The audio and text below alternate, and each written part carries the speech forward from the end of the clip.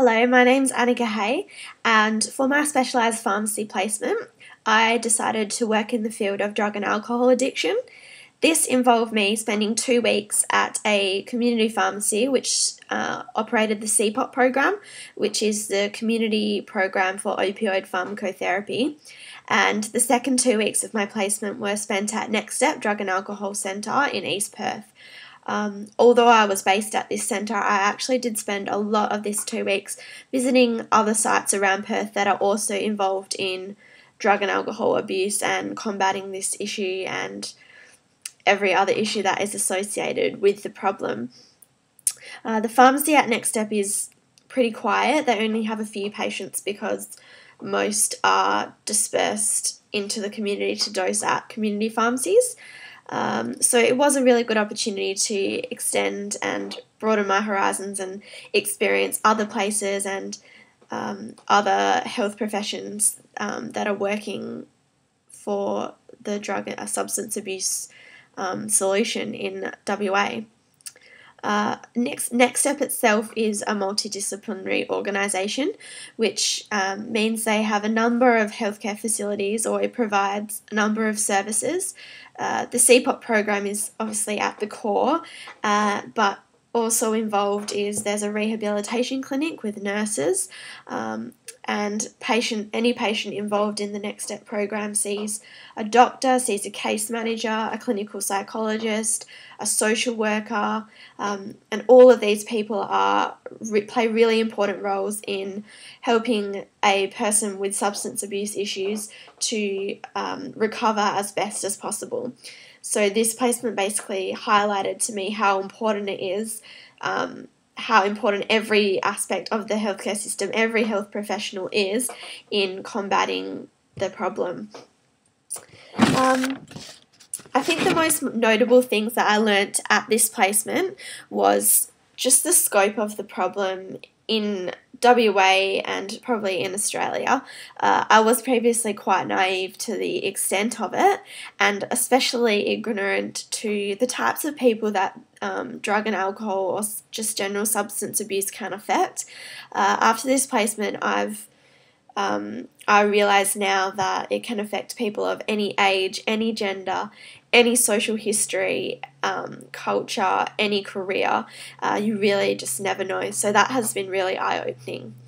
I've learned a lot about, as I said before, the other health factors that are at play in a patient that is suffering from substance abuse problems. It is never just a physical dependence on a drug. This is the core of it, but there are so many other factors that are important and need to be addressed in order for a patient to recover as best as possible and be able to eventually be abstinent and live a drug-free life. Most important would be the mental health issues surrounding it.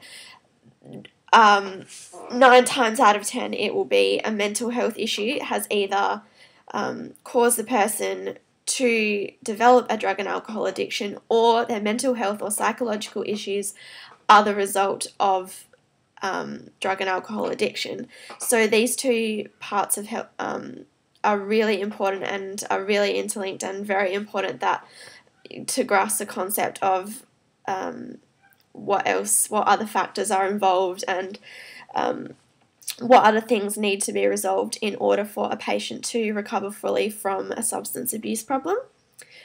The things I learnt about myself in this placement would probably be my ability to work independently. It was a very self-directed placement. I had to make my own appointments, get myself to the other places, and then obviously complete the assessments and find my pieces of evidence as well. I think this is a really good thing because we haven't really had this opportunity in the pharmacy the 4 years that we've been at uni so far. So I learnt that I am capable of managing my time and achieving all the goals that I set out to achieve. I think that this placement has really prepared me well for my future career as a pharmacist. I think previous to this, as I said, I was quite naive to the prevalence of drug and alcohol addiction and the types of people that it can affect. Now I think when I go out into reality and I'm doing my placement in just a few months' time, I will be able to recognize the signs of dependence a lot easier, and I think the whole idea of drug and alcohol addiction will be a lot less confronting.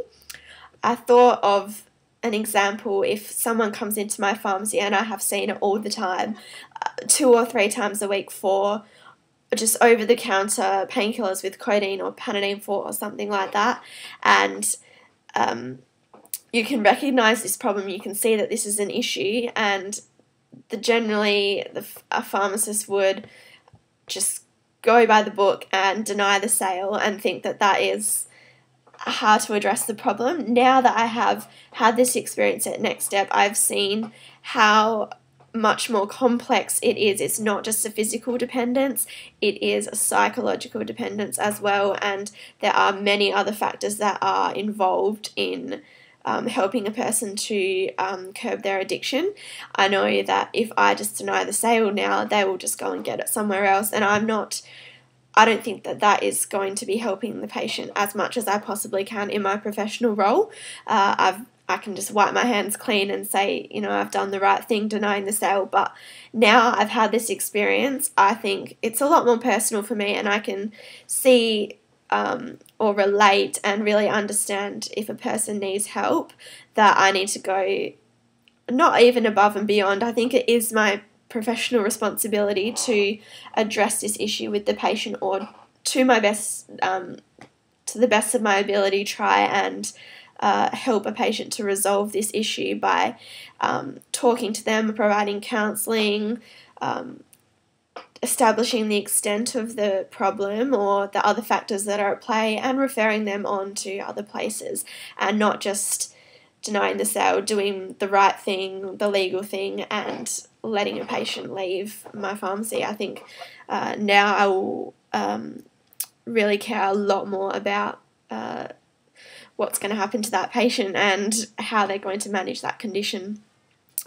I think things that I wish I knew before the placement would have been about the professional practice and competency standards.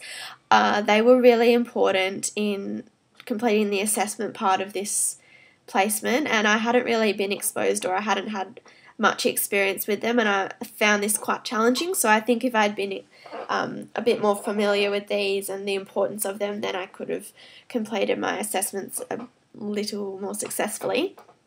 Things I would have done differently in this placement, possibly I would have tried not to worry about being too intrusive and asking too many questions or pressuring the staff to get me involved. I was quite conscious of this because I didn't want to be too intrusive or annoying, really. But now I think at the end of the day, I'm a student and I'm there to learn, and I think it's important just to be proactive and persistent in order to get the most out of the experience. Overall, it was a really positive experience. I learned a lot, and I have definitely benefited from my time here. I think drug and alcohol addiction is not something that we've had a lot of experience or exposure to in our pharmacy degree so far, and it is really important. I have realised that now after my placement, the prevalence of it in society at the moment. So I think it was a really good experience and has really opened my eyes to that. As I said before, it was really good to broaden my horizons outside of direct pharmacy practice and get to see the whole picture of WA health and working to combat drug and alcohol and substance abuse problems as a whole network. Pharmacy is only one part of it. As I said before, mental health is really important as well. Some advice I have for future students undertaking the rotation: I think be prepared for the visits that you go on to other facilities. The first question that they will usually ask you is, why are you here, or what do you want to know? So I think it's really good to be able to have an answer for that question. Do some research before, know what the service is about and what you wish to gain from it, so that you can get the most out of the experience. I think it's a really good placement for people that are interested in broadening their horizons outside of specific pharmacy practice, as I said before, and it's really good for people that might have a particular interest in mental health, because there is such a strong connection between the CPOP program and combating mental health issues. A person that is on the methadone program or taking Suboxone films, they're not going to ever get better unless other issues are addressed and the problem is looked at from a much broader perspective than just physical dependence on a drug. Because if the psychological issues aren't resolved, they will be on that program forever.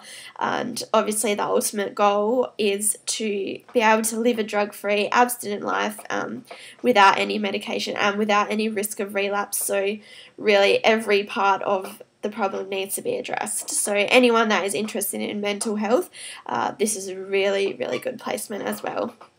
Thank you.